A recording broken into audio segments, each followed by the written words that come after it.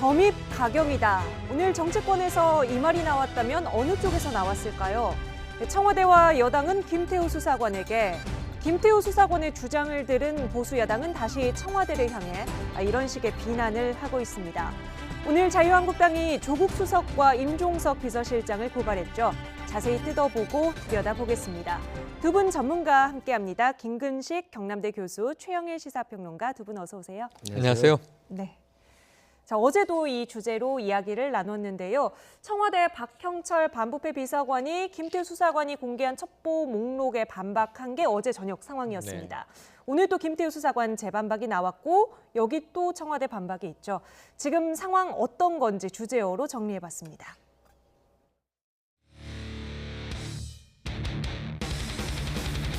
저도 운영위 소집을 요구하고 있고요. 첫 번째로. 그래서 오늘 홍영철 원내대표나 청와대 민정라인 쪽에서 과연 어디까지 보고가 되었는지 모르지만 민간인 사찰을 지시한 의혹, 결국은 민간인 사찰은 직권남용이고 그리고 비리 의혹을 묵살한 것은 직무유기이기 때문에 검찰에 고발장을 접수한다는 것을 다시 한번 말씀드립니다.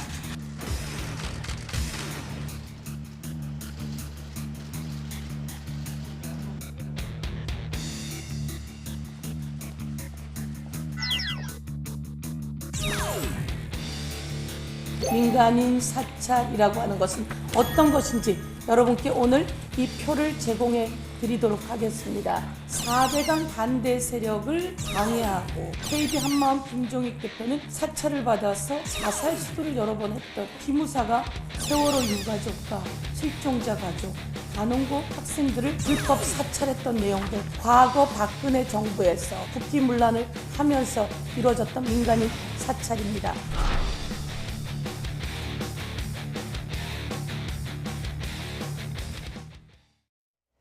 네, 이번 논란 어디서 처음 시작했나 생각을 해보면 김태우 수사관이 지인 수사 관련해서 경찰청에 찾아간 게 문제가 됐고 그때는 공직기강 회의가 도마에 올랐었는데 지금은 민간인 사찰이라는 프레임이 더 크게 부각이 되고 있는 것 같아요. 오늘 김태우 수사관 입에서 새로운 주장이 또 나왔죠. 네, 그렇습니다. 김태우 수사관의 이제 주장은 계속 청와대가 지금 해명하고 있는 것을 재반박하는 형태로 이루어집니다. 처음에는 이제 우윤군 주러시아 대사 문제가 문제가 됐고요.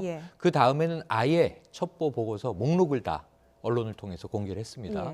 그 다음에 지금 오늘 이어지고 있는 것은 뭐냐면 본인에 대한 비위 문제. 비위가 세 가지로 이어지거든요. 그러니까 올 여름에 첫 번째로는 경찰의 지인의 수사 정황을 정보를 얻으려고 했다. 이건 보고되지 않은 것이다. 그러니까 개인적으로 직권남용을 했다는 전제고요.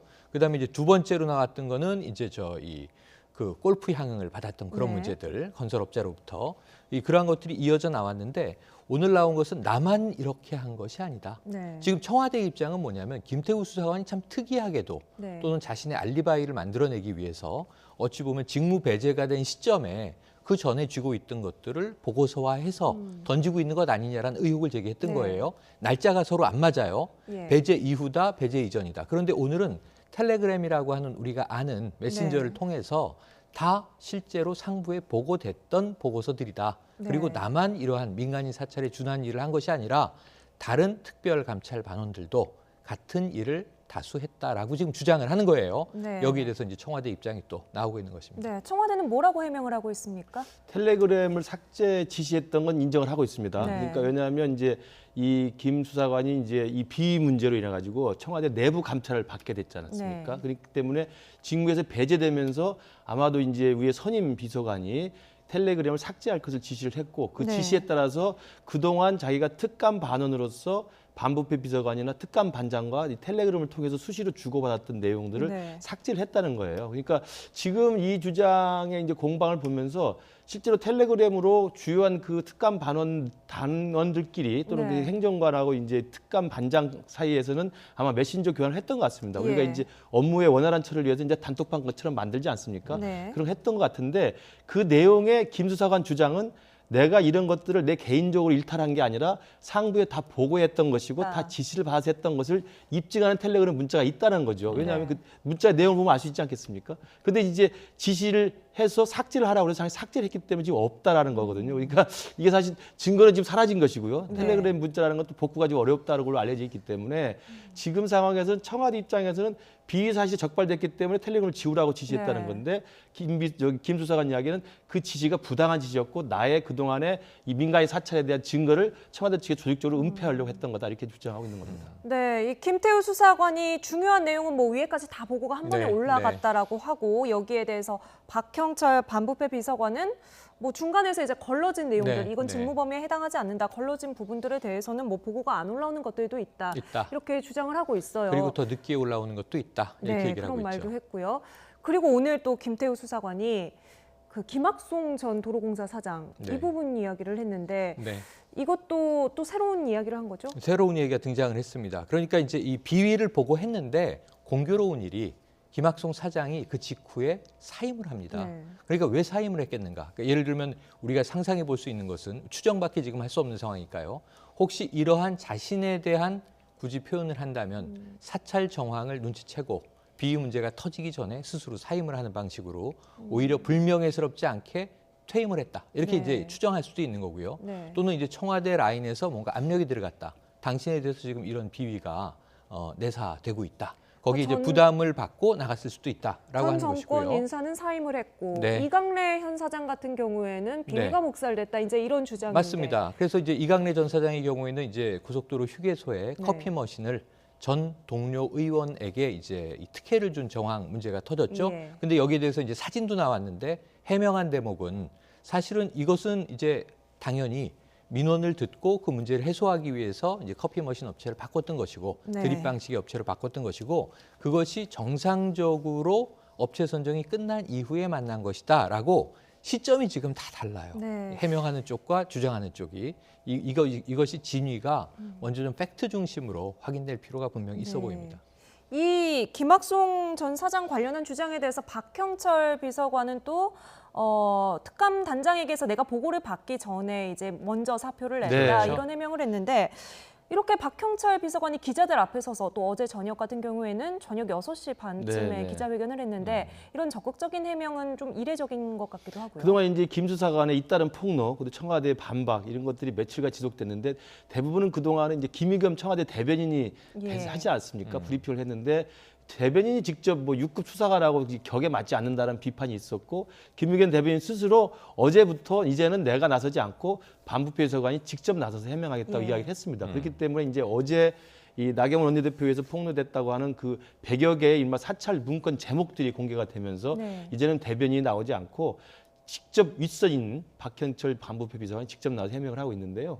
저는 지금 뭐 내용의 진위 여부에 대해서는 지금 어차피 이제 진실 공방으로 가기 예, 때문에 검찰의 수사가 이제 예정될 수밖에 없을 것 같습니다. 한국당에서 고발을 지금 한 상태고 네. 그다음에 청와대에서도 또 그 직무상 공무 기밀 누설 혐의로 또 수사를 요청한 상태이기 때문에 언젠가는 검찰이 수사를 받아서 할 텐데 진실 공방을 하기 전에 지금 이야기하는 것은 민간인 사찰을 광범위하게 청와대의 지시에서 했다는 게 지금 김 수사관의 주장이고 예. 청와대는 이게 개인의 일탈 행위였고 이명박 박근혜 정부 때부터 쭉 특감반을 했던 김 수사관의 관행에 따라서 개인적으로 예. 했던 것이라는 것인데 저는 둘 사이에 어떤 게 진실이 있는지 모르겠습니다만 개인적 일탈이라 하더라도 제가 볼 때는 1년 반 동안 이 김 수사관이 근무하면서 이런 목록을 작성해서 했다는 것은 일단 문제가 있는 건 분명해 보이지 않습니까? 그러니까 네. 위법의 소지가 있는 내용들을 개인이 했던 개인이 일탈을 했던 간에 만들어냈던 것이기 때문에 청와대 지휘감독의 책임에서는 좀 자유로울 수 없다고 봐요. 그러니까 반부패 비서관이나 민정수석이 과연 1년 반 동안 이 사람이 이런 일탈 얘기를 했다 손 치더라도 네. 그것들을 막아내지 못했다고 하는 또 인지하고 있지 않았습니까? 몇 번 경고를 했다는 거 아니겠습니까? 그럼에도 불구하고 계속 1년 반 동안 했기 때문에 그런 부분에 대한 지휘감독의 차원에서는 청와대도 좀 반성하는 계기를 좀 찾아야 될 거라고 생각합니다. 그러니까 이 진실 공방은 어떻게 보면 두 단계의 좀 확인이 필요하겠네요. 먼저 이 첩보 네. 목록들이 실제로 존재를 하는 그렇죠. 거냐, 그렇죠. 존재한다면 윗선의 지시가 있었던 것이냐, 네, 아니면은 단독 맞습니다. 행동이었느냐 이 두 가지 단계를 거쳐 좀 확인을 해야 될 텐데. 그런데 네. 이 대목이 쉽지가 않습니다. 네. 왜냐하면 지금 고발을 해서 검찰이 수사를 한다. 한번 역대 정권의 기억을 더듬어 보세요. 탄핵 정국 때도 그렇고 검찰이 청와대를 압수수색을 할 수 있습니까? 사실 불가능하죠. 일단 청와대는 네. 이 첩보 목록이 없다고 지금 예, 주장을 없다고 하는 거죠? 주장하고 맞겠죠. 그리고 아까 텔레그램 삭제 같은 것도 일전에 이미 김의겸 대변인 이야기하기를 첩보 문건에 흔적을 남기지 않는다. 폐기하는 것이 원칙이다. 이렇게 얘기했고 저는 폐기하는 것이 맞다는 생각도 듭니다. 왜냐하면 이런 문서들이 쌓여 있고 청와대에서 떠돌아다니다가 자 첩보를 내사하고 수사한 한 명의 수사관이 있을 수 있는데 그것이 이제 여러 사람의 손을 타면서 외부로 흘러나가게 되면 굉장히 복잡하고 위험한 문제를 만들 수 있거든요. 그런데 실제로 김태우 네. 수사관이 이렇게 직무 범위 밖에 일을 했는지 청와대가 들여다보려면 그 컴퓨터를 그냥 폐기를 해야 됐을까요? 그걸 좀 확보를 해서 들여다보지 않았을까 그 싶은데. 이야기도 기자들이 이미 물어봤습니다. 네. 컴퓨터에 존재하지 않는다면 기록 자체를 삭제하는 것이 첩보의 원칙이라면 그럼 지금 김의겸 대변인이나 혹은 뭐 반부패 비서관이나 행정선임관이나 이 관련된 사람들이 모두 다 기억에 의존해서 말하고 있다는 것이냐 이렇게 반문을 했어요. 그런데 이제 김의겸 대변인의 말 자체가 그것이 문서들이 돌아다니면서 위험한 상황을 초래하는 것보다는 차라리 더 낫다고 생각되지 않느냐라고 또 이제 거기에 대한 답을 했습니다. 그래서 기록은 대다수 존재하지 않을 것이다. 그 텔레그램의 삭제도 이 그 반부패 비서관실의 지침일 수 있다. 이렇게 저는 봐요. 그런데 문제는 이런 상황이 터졌을 때 진실 공방인데 저는 아까 이제 교수님 말씀하신 것에 지휘 감독에서 자유로울 수 없는 청와대 이 말에 동의를 드리는 것이 어쨌든 이런 상황까지 내부자 하나가 파견직이잖아요, 전부 다. 언젠가는 이 자신의 본처로 돌아간다고요. 지금 간 곳은 이제 검찰인 것이고 경찰로 돌아가는 수사관도 있고 이제 앞으로는 국세청이라든가 감사원 이제 인력도 파견받아 돌아가는데 돌아갔을 때 이런 상황들을 외부에서 만약 터뜨리면 청와대가 흔들리지 않을 방법을 강구해야죠. 항상 제일 두려운 것이 내부의 적인데 정말 청와대는 기강에 의해서 모든 것이 완벽하게 움직였고 지금 개인적인 일탈을 한 자가 쉽게 말하면 지금 정권을 공격하고 있는 상황이 된 것 아닙니까? 6급 수사관입니다. 5급으로 승진하려다가 그것이 부당하다는 청와대의 판단은 이제 철회가 됐던 상황인데 지금 이 사람이 이제 무슨 악감정을 품었는지 우리는 뭐 정확히 모르고 혹은 그 사람이 또 억울한 하소연을 하는 것인지 우리가 진위를 모르지만 이런 상황에서 청와대가 좀 깔끔하게 대응을 해야 되는데 이게 좀 언제까지 흘러갈지 모르는 상황으로 꽤 장기간 가고 있단 말이죠. 이것이 만약에 이 어떤 정부가 청와대가 국정을 수행하는 데 있어서 상당히 발목을 잡는 게 된다면 국민들이 불안한 게 6급 공무원 한 명이 일정 기간 청와대에서 일하다가 돌아갔는데 청와대의 여러 가지 뭐 지침들에 불만이 있다고 해서 이렇게 흔들면 이 정도로 나라가 시끄러워도 되는 것인가 이런 문제에 대해서는 청와대가 조금 더 엄격한 매뉴얼을 만들었어야 한다 이런 말씀을 드리고 싶네요. 뭐 이미 정치권에서는 발목을 잡으려고 하고 있죠. 그 이 문제 첩보 목록 어제 자유한국당 의원총회에서 나경원 원내대표가 보여주기도 했던 건데 이 장면 다시 한번 보시고요. 이 첩보 목록에 대해서 여당에서는 어떻게 바라보고 있는지도 이어서 들어보시죠. 김태우 전 특감반원이 컴퓨터에 작성했던 목록을 컴퓨터 화면을 사진으로 찍어온 것입니다. 이 내용을 보시면 전 기재부 장관 최경환 비위 관련 첩보성 동향, 그리고 고건 전 총리의 장남 고진 비트코인 관련 사업 활동 중 박근혜 친분 사업자 부정청탁으로 공공기관 예산 수령, 그리고 조선일보의 취재 내용, 또 조선일보의 취재 내용 중에서 민주당 유동수 의원 재판 거래 혐의, 또 그 밖에 진보 교수 전성인에 대한 또 교수 사찰도 있습니다. 이 리스트만 보면 민간인 사찰을 마구잡이로 했던 것으로 보여집니다. 4대강 반대 세력을 방해하고 기업 후원 모금도 차단하고 환경단체 핵심 인물 24명을 감찰하고 세무조사를 압박하고 우리가 기억합니다. KB 한마음 김종익 대표는 수시로 사찰을 받아서 자살 시도를 여러 번 했던 기억도 있습니다. 그리고 기무사가 세월호 유가족과 실종자 가족, 단원고 학생들을 불법 사찰했던 내용들, 이런 내용이 바로 과거 박근혜 정부에서 최순실 비선실세가 국기문란을 하면서 이루어졌던 민간인 사찰입니다. 네, 김태우 수사관은 내가 청와대 나오기 전에 직접 찍은 내 예. 컴퓨터 화면이다라고 주장을 하고 지금 청와대는 저게 진본인지 아닌지 저런 목록이 있는지 자체를 확인할 수 없다라고 설명을 하고 있는 상황이고요.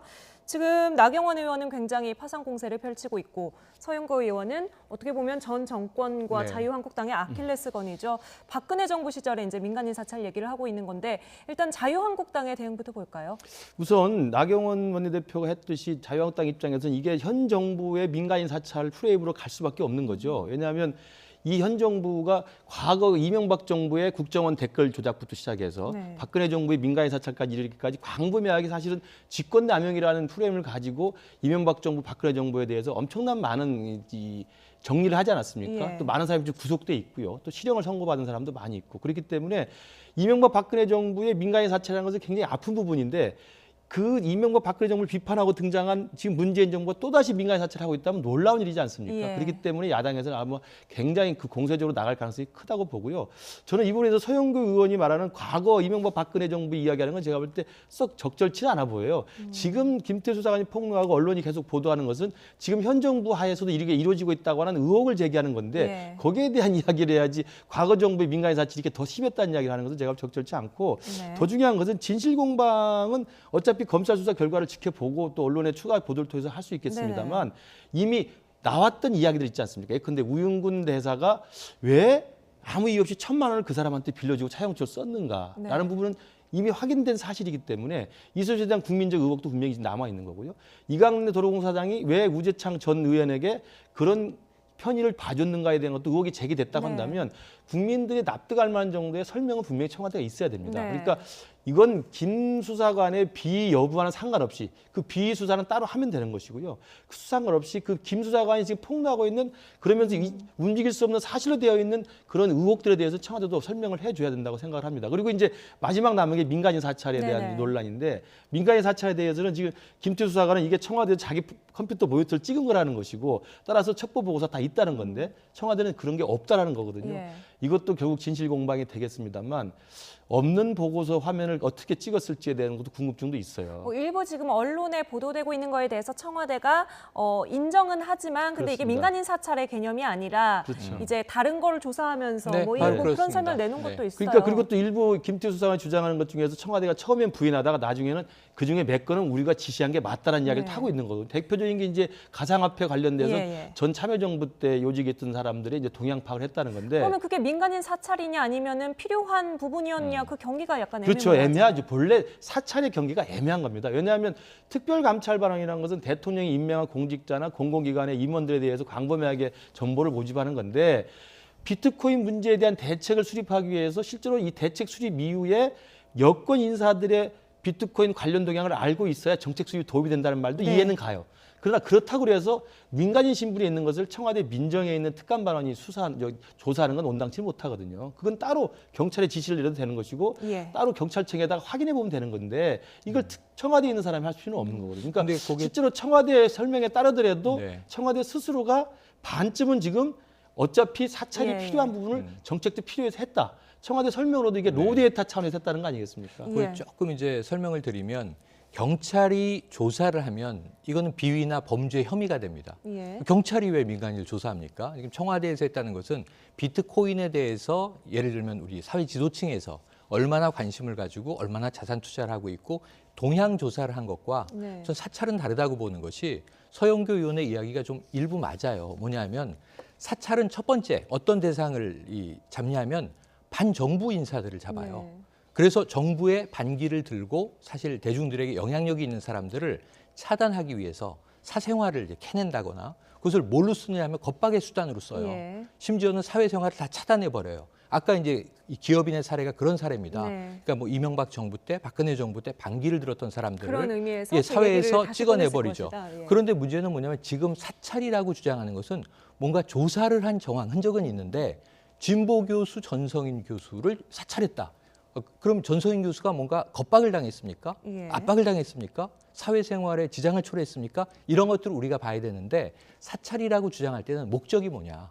권력에서 그 사람을 들여다보는 이유가 뭐냐? 근데 지금 청와대가 대부분 이것이 온당한 첩보 활동이었다라고 네. 이야기하는 것은 동향 조사나 언론에 나와 있는 자료들을 우리가 스크랩을 해서 어떤 패턴을 분석할 때 그것을 일반적으로 사찰이라고 부르지는 않는다는 거죠. 그래서 저는 나경원 이 신임 원내대표나 야권에서 사찰의 범위를 우리가 인베스티게이션을 하는 것을 다 부당한 불법적 사찰이라고 보기는 어렵거든요. 그래서 그 부분은 조금 개념 구분을 하고 정말 부당한 일 혹은 어떤 압박을 불법적으로 당한 일, 권력에 의해서 찍어 눌려진 일 이런 것을 사찰로 좀 한 말씀 좋겠다는 생각이 듭니다. 사찰을 지금 말씀하신 게 이제 뒷조사를 하고 미행을 한다는 거거든요. 염탐을 한다는 이제 그런 하고요. 말씀하는 건데 그건 당연히 불법적인 사찰이죠. 그러나 지금 이야기하는 민간인 사찰이라는 건 뭐냐면 정부의 청와대 특감 반원이 해서는 안 되는 업무 영역을 벗어나서 정부의 공직자라든지 공공기관 임원이 아님에도 불구하고 민간인에 대해서 조사를 한 거예요. 그러니까 동향 조사를 한 것도 분명히 이것은 사찰의 범위에 들어갑니다. 그러니까 지금 최평론가님 말씀하신 미행을 하거나 염탐을 하거나 감시를 하는 것은 진짜 빅브라더식의 사찰인 거고 그게 아니더라도 지금 이야기하는 전성인 교수의 사감에 섞인 VIP 비난이라든지 조선일보 사주에 관련된 거라든지 이런 것들은 당연히 민간인 동향에 대한 것들을 조사한 것이죠. 그러니까 이것은 실제로 우리 정부의 민간인 사찰이라는 DNA가 없다라고 하는 문재인 정부로서는 사실 굉장히 캥길 수밖에 없는 대목이라고 봅니다. 예, 정치 공방은 계속해서 이어질 것 같고요. 그리고 또 한편으로는 법정 공방이 이제 동시에 이루어질 것 같습니다. 오늘 자유한국당이 청와대 관계자들에 대해서 고발장을 제출을 했죠. 직접 들어보겠습니다. 김종석 비서실장은 우윤근 러시아 대사와 관련해서 동양보고에 우윤근 러시아 대사의 비혐의가 적시되어 있음에도 불구하고 그에 상응하는 조치를 취하지 않은 부분에 대해서 증유유기 혐의로 고발합니다. 그리고 조국 민정수석과 박은철 반부패 비서관 그리고 유인걸 특감반장은 특권남용으로 고발을 하게 됩니다.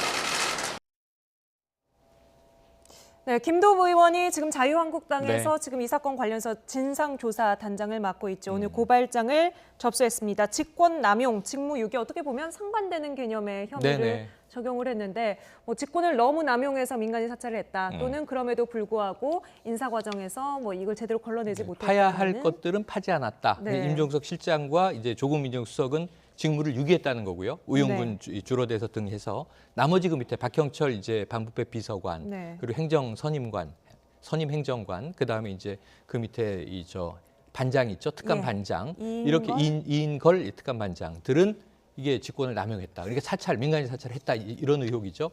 두 가지를 고발했는데 조사가 이루어지기 힘든 것을 누구보다 잘하는 분들이. 왜냐하면 바로 얼마 전까지는 이 여당 의원이셨단 말이에요. 그때는 굉장히 청와대에 대한 고소고발이나 검찰의 조사를 극구 반대하시던 또 분들이에요. 그런 면에서는 이 격세지감, 여야가 바뀌었다고 해서 입장이 전혀 바뀌는데 내로남불이란 말을 쓰시거든요. 근데 제가 보기에는 지금 여당이나 야당이나 다 내 불, 너 불 아니냐 하는 생각이 이제 들 지경인데 이건 조금 더 정치적으로 고민을 해보고 진행했어야 되는 일이 아닌가 생각이 됩니다. 네, 자유한국당은 실제로 이제 조국 민정수석 그리고 임종석 비서실장에 대해서는 책임론은 상당히 여러 차례 제기를 해왔습니다.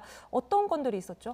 그러니까 조국 민정수석에 대해서는 많은 논란이 있었습니다. 그러니까 그동안 민정수석의 고유 업무에는 소홀히 한 채 바깥에 이른바 이제 장애에서 SNS 정치를 많이 하지 않았느냐 이런 이야기를 많이 했고 그다음에 이제 지금 문재인 정부 들어가지고 청문회 과정에서 낙마했던 고위 인사들이 많고요. 이거 다 전부 이제 민정수석이 해야 될 일을 사실 못한 거거든요. 그러니까 역할이 부족했고 자질이 부족하다는 이야기가 계속 나왔던 것이고 그다음에 또 민정수석실 안에서의 지금 문제가 되는 김태우 수사관의 비위 사실도 김태우 수사관이 무슨 향응을 받든 아니면 셀프 승진하려고 했던 이 모든 게 사실은 민정수석 산하의 지휘 감독의 기능이거든요. 그걸 놓쳤기 때문에 사실 임무 본연의 역할을 못했다는 게 있는 거고요. 가장 중요한 것은 청와대 공직기강에 해이한 사건이 많이 있지 않았습니까? 음주운전도 있었고 폭행 사건도 있었는데 이것도 다 민정수석 산하의 공직기강 비서관실에서 하는 겁니다. 그러니까 모든 민정수석실 안에서의 고유한 업무와 기능이 지금 조국 민정수석 하에서는 제대로 된 게 하나도 없다라는 그동안의 정치적 공세가 있었는데 이번에 드디어 이제 민간인 사찰이라고 하는 이 의혹이 제기되면서 정식 고발장을 제기를 한 거고요. 아마 이제 아까 제가 말씀드린 대로 진실 공방에 서로 간에 증거 없이 서로 공범만 하고 있으면 국민들이 궁금하지 않습니까? 그러니까 이번에 고발장 제출을 계기로 해서 저는 검찰의 수사에 나서서 이 부분에 대해서는 명확하게 좀 진실을 밝혀주는 게 필요하다고 봅니다. 네. 지금 교수님 말씀 자체가 조국 민정수석을 타겟으로 하고 있다는 생각이 드는 게 한번 생각을 해보세요. 저 민간인을 폭행했습니다. 경호처 5급 직원입니다. 경호처는 민정수석실이 아니고요. 두 번째로 의전비서관이 음주운전하다가 사직당했습니다. 의전비서관이 민정수석실이 아니거든요. 그래서 이게 임종석 실장의 책임이라 그러면 청와대 살림을 총괄하는 비서실장 책임이긴 하지만 청와대가 지금 2실 1처거든요. 경호실이 경호처로 이제 격화돼 있습니다. 이런 상황에서 다 수장들은 다르다. 근데 그러니까 그것을 야권이 조금 타겟팅을 해서 때리기를 하고 있다는 말씀이세요. 그리고 조국 민정수석이 업무 범위 외긴 하지만 우리가 알지만 법학 교수인데 이분이 이제 과거에는 이제 파워 트위터리안이었습니다. SNS 활동을 많이 했죠. 한 1년여 동안 사실은 거의 두문불출하다가 최근에 이제 문재인 정부가 이 경제 문제로 지지율이 많이 흔들리고 있죠. 그래서 이제 이 경제 문제에 대해서 언급을 조금 합니다. 근데 SNS를 트럼프 대통령이나 미국의 폼페이오 장관을 보세요. 얼마나 이 세계가 돌아가는 일에 대해서 SNS를 합니까? 지금 민정수석이 해야 될 게 첫 번째 인사검증이 실패했죠. 그다음에 공직기강 비서관실에서 이 부분들 다 잡는 게 공직기관 비서관실이 하는 일입니다. 그러니까 그 경호처 폭행이든 의전비서관의 음주운전이든 공직기강이 해이한 것들에 대한 일차적 책임은 민정수석 안에 있는 겁니다. 그리고 또 지금 나온 민간인 사찰과 관련된 김태호 수사관의 비위 사실도 자기 부하 직원 아니겠습니까? 그러니까 지금 평론가님 말씀하신 것처럼 조국 수석을 우리가 옹호할 게 아니라 조국 수석이 정말 민정수석으로서 역할을 제대로 했느냐에 대해서는 하나도 제대로 된 게 없다는 생각이 저는 동의해요. 그러니까 인사검증 실패, 공직기강 해이, 자기 부하 직원의 비위 사실, 드디어는 이제 민간인 사찰이라고 하는 데까지 연루가 돼 있기 때문에 이런 부분에 대한 정치적 공세에 저는 조국 수석이 그 업무를 하지 않고 계속 트위터 날리고 SNS, 페이스북 하는 것은 제가 볼 때 그것도 자기 업무와 상관없는 경제가 참담하게 실패해서 마음이 아프다. 그런 이야기를 자기가 왜 합니까? 제가 볼 때는 정확한 저는 고유한 역할을 좀 벗어나고 있다고 생각합니다. 자, 두 분 말씀하신 기류가 오늘 정확하게 국회에서 똑같이 나왔던 것 같아요. 그러니까 여당에서는 그간의 청와대에 쌓여있던 불만들이 한꺼번에 표출되는 것 같거든요. 오늘 청와대의 선민의식 약간 지겹다라는 뉘앙스의 말들이 나왔고요. 그리고 반대로 더불어민주당에서는 야당이 무익한 공세를 하고 있다 뭐 이런 이야기를 하는데 얼른 듣고 와보겠습니다. 민간인 사찰에 DNA가 없다. 이런 오만이 있을 수 있습니까? 이 정말 용납하기 힘든 이야기입니다. 이 무슨 선민의식이고 대통령의 분행은 많은 경우 민정 라인에 또 민정의 오만과 잘못 그리고 실수 이런 데서 출발한다. 김 수사관이 야당에 건넨 목록에 대한 청와대 해명은 적절한 것으로 보입니다. 야당의 무익한 공세에 기죽을 필요가 없습니다. 이전 정부의 청와대와는 확연히 다르다는 것을 국민에게 보여줄 기회로 삼기를 바랍니다. 침착하고 엄중한 대응을 기대합니다. 네, 기죽을 필요가 없다고 여당이 말하고 있지만 지지율이 조금 불안하고요. 실제로 이걸 가지고 나경원 원내대표가 오늘 데드크로스 뭐 이런 단어를 직접 거론해가면서 좀 전세가 역전됐다는 식의 이야기를 했어요. 데드크로스가 정권 차원에서 굉장히 중요한 문제죠. 대통령의 국정 지지율에 있어서 자, 나는 지지한다. 긍정평가 그리고 반대 부정평가죠. 긍정평가와 부정평가가 문재인 대통령의 경우에 상당히 격차가 있었습니다. 긍정평가가 더 높았죠. 그러다가 처음에. 이제 붙기 시작을 했죠. 거의 오차 범위 내로 이제 지금 들어왔다가 나경원 원내대표가 얘기하는 것은 이제 교차됐다. 부정평가가 더 높아졌다는 의미예요. 근데 이게 왜 문제냐면 지금 집권 2년 차 우리가 4분기를 가고 있는데 이 상황에서 사실 부정평가가 높아진 정권이 그다음에 긍정평가를 높이기가 굉장히 어렵다는 거죠. 정말 그 에너지는 훨씬 많이 들어갑니다. 그래서 데드크로스를 늦추기 위해서 언젠가 오긴 옵니다. 이것을 최대한 뒤로 미루기 위한 노력을 하는데 지금 이제 나경원 원내대표가 그 부분을 공격 포인트로 삼기 시작했습니다. 뭐 여론조사 결과가 모두 다 하락세가 뭐 두드러지게 나타난 것은 아직 아닙니다만 어쨌든 간에 뭐 계속해서 부정평가가 좀 높아지고 있는 그런 양상을 보이고 있기 때문에 이런 얘기를 했고요. 자, 다음 주제로 넘어가야 될 시간이 된 것 같아요. 김성태 의원의 딸 특혜 채용 의혹이 오늘 또 정치권에서 화제였습니다. 먼저 브릿지로 정리해봤습니다. 언론에서 자유한국당 전 원내대표인 김성태 의원의 딸이 KT에 특혜 입사했다는 의혹이 제기됐습니다. 이 완벽한 거의 사실에 대한 입장을 내가 낼 겁니다. 청와대 특감반 사찰 비리인과 관련해가지고 이걸 물타기 하려고 하는 정치적 의도가 분명히 여기 있습니다. 이게 지금 뭐 수료점부터 연수, 합격 통지서까지 이렇게 본인은 지금도 이걸 보관하고 있습니다. 공채 동기들과 찍은 사진들도 다 있고 새빨간 딸아이를 이렇게 없을 애를 만들고 있습니다. 야당 정치인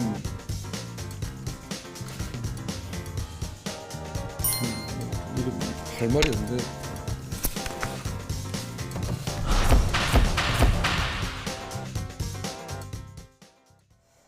네, 구체적인 보도와 구체적인 해명이 있어서 양측 의견이 많이 엇갈립니다. 좀 정리 좀 해주세요. 우선 이제 한겨레 신문 보도인데요. 2011년 4월에 이 김성태 원내대표 딸이 KT의 스포츠단이라고 하는데 비정규직, 그러니까 계약직으로 입사를 했다는 겁니다. 그때부터 이제 특혜를 이력서를 한 장 가지고 와서 단장이 무조건 취직을 시켜야 된다라고 이야기하면서 이제 취업이 됐다는 주장이고요. 그 다음에 2012년 12월까지 비정규직으로 있다가 공채를 다시 봐가지고 공채 시험을 봐가지고 2013년 1월에 정규직 공채에 합격을 했다는 겁니다. 그렇게 했는데 연수 과정에서 퇴사를 하고 몇 달 뒤에 다시 이 KT 스포츠단이 자회사로 분리가 되는데 분리된 자회사인 주식회사 KT 스포츠라고 하는데 다시 재입사를 또 했다는 거예요. 이제 이것을 이제 여러 가지 특혜 의혹으로 제시를 하고 있는데 저는 이 공방을 보면서 지금 김성태 원내대표도 그때 연수 받고 찍은 수료증이라든지 사진 보여주고 합격 통지 메일도 공개를 했어요. 그러니까 억울한 측면이 있다고 보는데 두 개가 좀 분리돼 있다고 봅니다. 하나는 2011년 4월 맨 처음에 비정규직 계약직 입사할 때 취업 특혜 의혹은 김성태 원내대표가 확실하게 해명을 하지 못하고 있습니다. 그 부분에 대한 해명은 따로 있어야 될 것 같고요. 왜냐하면 또 그때 당시 공교롭게 김성태 원내대표가 소관 상임위가 국회 문화관광체육위원회이기 때문에 KT가 그 소관 기관이거든요. 그러면서 이제 의혹이 합리적으로 지금 제시가 되는 거고, 그러나 이제 한겨레가 이야기했던 두 번째 부분들, 다시 말하면 정규직으로 공채가 됐는데도 불구하고 퇴사를 해서 재입사한 게 특혜라는 이야기인데 이 부분에 대해서는 이제 김성태 원내대표의 증거물이 저는 의미가 있다고 봅니다. 합격 통지 메일이 있고요. 그다음에 연수호 가서 찍었던 사진이 있고 또 수료증이 있기 때문에 아마 지금 그 KT 직원 내부에서 나온 이야기입니다만 행정 전산상의 착오가 있었던 것으로 좀 보일 수도 있는 것 같아요. 그렇다고 한다면 정규직의 공채로 합격한 사실 자체 그리고 계속 퇴사하지 않고 다녔던 것 자체는 이야기가 되는 것 같고, 다만 첫 번째에 계약직으로 입사할 때 과연 김성태 원내대표와 KT 고위직 사이에 특혜 의혹이 있었는지는 따져봐야 될 부분인 것 같습니다. 전산 기록상의 오류라는 뭐 추정도 가능하고 차후에 뭐 수정한 거 아니냐 이런 의혹도 나올 수 있고요.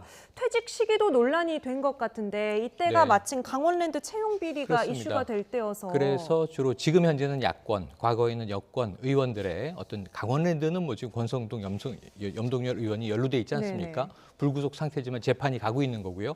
강원랜드에 더해서 공공기관 채용 비리 의혹이 터져 나왔는데 지금 이게 왜 김성태 원내대표 전 원내대표죠. 의원이 이제 발끈할 수밖에 없는 거냐면 바로 지난 국정감사 원내대표 시절에 공공기관 채용 비리 의혹을 국정조사하자라고 주장했던 가장 거세게 주장했던 장본인이고 서울교통공사 문제를 이 국정감사 기간에 국정감사를 서울시가 받고 있는데 거의 뭐 난입하다시피 이제 시위를 하면서 이 문제를 제기했었단 말이죠. 그런데 본인의 딸도 이런 비위 의혹에 휩싸이다 보니까 난감할 수밖에 없습니다. 어떻게든 해명을 하시고 싶겠죠. 그래서 이것은 반드시 해명돼야 할 문제고, 그러다 보니까 이게 잘못 전해진 문제지만 홍영표 민주당 원내대표가 국정조사에 이 문제도 포함해야 한다. 근데 민주당 쪽에서 이제 그런 말을 한 적은 없다라고 해명을 했습니다. 하지만 오늘 하루 종일 보도되기는 마치 그렇게 됐어요. 네, 더불어민주당에서는 일단 국정조사 그 얘기를 직접 한 게 아니다라고 이제 해명을 했지만 이게 보도되기 전에 다른 이야기, 일반론을 이야기한 건데 마치 이 건을 걸고 이야기한 것처럼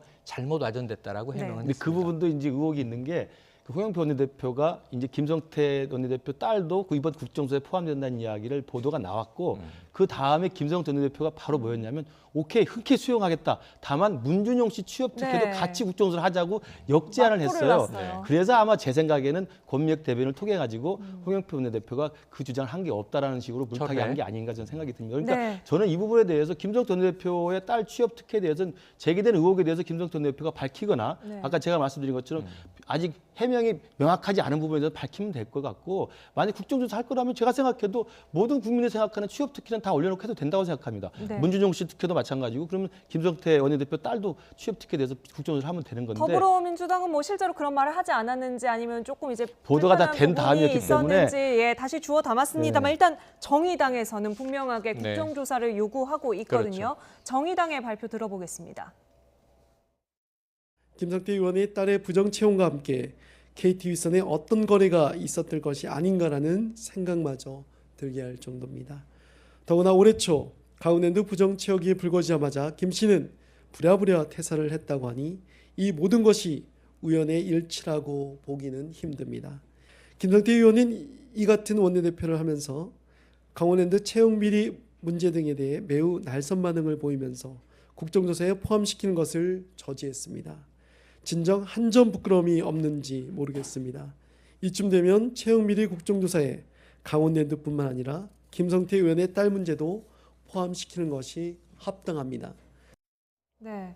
국정조사 뭐 현실화될 가능성은 얼마나 있을까요? 우선 일단 그 서울교통공사 관련된 세습 고용 비리 의혹과 관련해서 국정조사를 하기로 합의가 돼 있습니다. 네. 이제 다만 국정조사 대상과 시기 같은 걸 이제 조율을 해야 되는데, 아마 이 과정에서 새롭게 이 김성태 원내대표에 대한 이야기를 제기를 할 것 같고요. 그렇다면 또 야당 쪽에서는 또 문준용 씨 또 취업 특혜 이야기를 또 할 거기 때문에 네. 공방은 지리하게 할 것 같습니다만, 어찌됐든 원내대표의 개인 딸 문제를 가지고 국정조사 올리는 것 자체가 논의는 돼야 되겠습니다만, 이미 합의한 대로 서울교통공사와 강원랜드에 한해서 일단 조직적인 채용 비리와 관련돼서 먼저 국정조사 하는 게 좀 타당하다고 봅니다.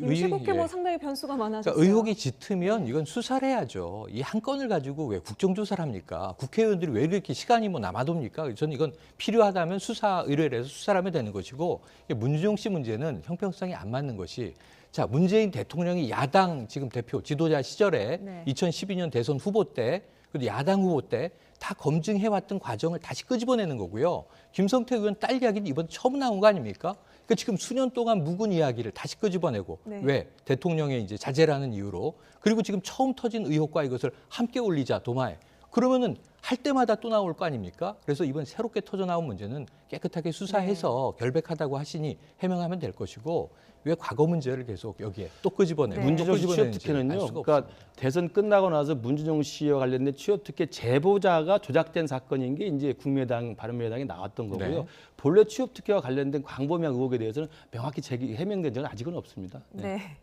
결국에는 뭐 지금 청와대 건도 있기 때문에 김성태 전 원내대표죠 이제 이 이야기가 더 이제 여당에서도 눈에 불을 켜고 들여다보고 있을 것 같습니다.